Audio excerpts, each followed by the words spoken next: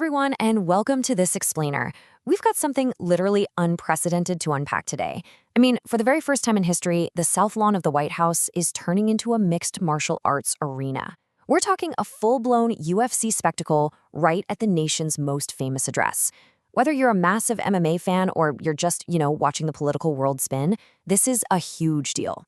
So today, we're cutting through the noise and looking strictly at the facts, the money, and the history behind this whole shebang. To get us there, here is a super quick look at our roadmap. 1. UFC at the White House. 2. Breaking down the costs. 3. The Trump-UFC connection. 4. Monetizing the spectacle. And 5. The public reaction. Let's just dive right in. Number 1, UFC at the White House. So you might be wondering, how exactly is this being pitched as a White House celebration? Well, it's not just happening on some random weekend. They specifically scheduled this to hit a massive trifecta: the upcoming 250th anniversary of the United States, Flag Day, and President Trump's 80th birthday. And the administration? They are leaning all the way in.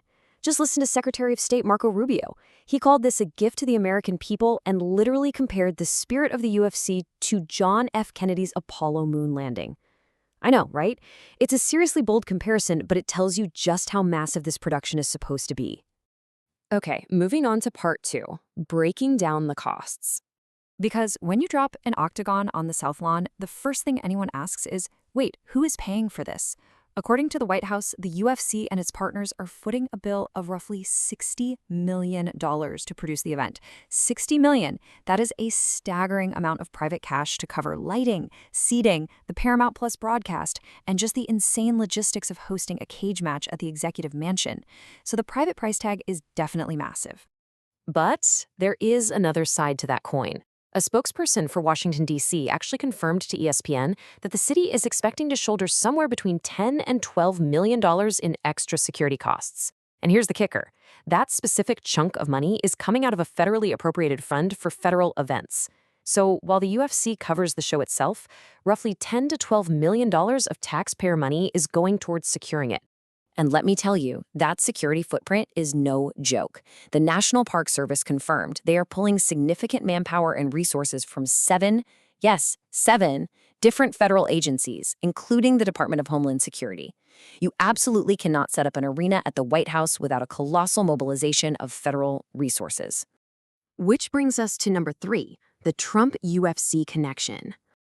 To really grasp why this is happening today, we have to rewind a bit and look at the long history between Donald Trump and UFC CEO Dana White.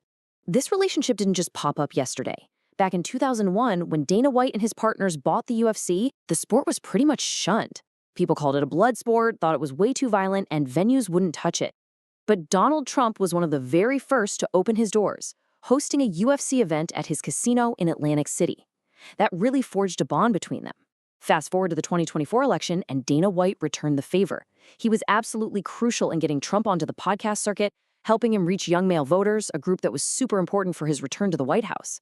So it's a decades-long arc of mutual support that leads us right to this moment on the South Lawn. All right, section 4, monetizing the spectacle. Whenever you have an event this big, the money gets complicated. Recent reporting by MSN Now dug into this, and it's fascinating. Let's start with the direct financial ties. A financial disclosure from May showed that President Trump actually purchased tens of thousands of dollars worth of stock in TKO, that's the parent company of the UFC. And what's interesting is that this purchase happened right before the White House event was officially announced. Because his assets aren't in a blind trust, he does hold a direct stake in the company putting on the show. But the money doesn't stop at the stock market. The night before the fights, there's a fundraiser for the president's top super PAC going for $1 million a plate. $1 million. On top of that, there's an official line of Trump x UFC Freedom 250 medallions that range from $250 all the way up to $12,000, with a cut of those profits going to the president's licensing company. And then you have the Octagon sponsorships. Sources are saying those packages are selling for north of $1 million each, with sponsors being told, hey, it's the president's birthday. Business leaders should definitely get involved. Now, here is where we hit a really fascinating contradiction. Dana White and the UFC have actually claimed they're probably going to take a financial loss on producing this specific event. But that kind of clashes with two huge long-term wins for them. First, the UFC's COO told Wall Street investors in February that this event is an unparalleled opportunity for brand growth. And second, right alongside this event, the UFC just signed a very lucrative deal with the State Department, meaning they'll get government funds to run youth clinics around the globe. So a short-term hit on production costs might just be a drop in the bucket compared to those massive institutional gains. Which leads us to our final section, number 5, the public reaction. So, how is everyday America taking this? We know the money, we know the history, but what if voters actually think about commercializing the People's House? Well, the data's pretty loud on this one. A recent Reuters/Ipsos poll found that only 16% of the public thinks hosting a UFC match at the White House is appropriate. Only 16%. The vast majority, 84%, either think it's inappropriate or they're just not sure what to make of it. And historians and former federal prosecutors, they're totally echoing those public concerns, basically boiling down to 3 main points. First, they're worried about the normalization of commercializing the presidency. Basically, the idea that public property is being used for highly sponsored private events. Second, they point out the optics. It's a stark contrast, right? Millions of Americans are stressed about grocery bills and everyday economic anxieties, while the White House is focused on a $60 million fighting spectacle. And third, it raises some really fundamental questions about whether government resources and real estate are being used to serve private interests or enrich political allies. And that brings us to the big question I want to leave you with today. Does this event normalize the commercialization of the presidency? Once the octagon is packed up and the South Lawn is quiet again, historians are going to be studying this merger of a private sports empire and the executive branch for a long, long time. I really hope this explainer helped you wrap your head around all the complex layers of this truly unprecedented event.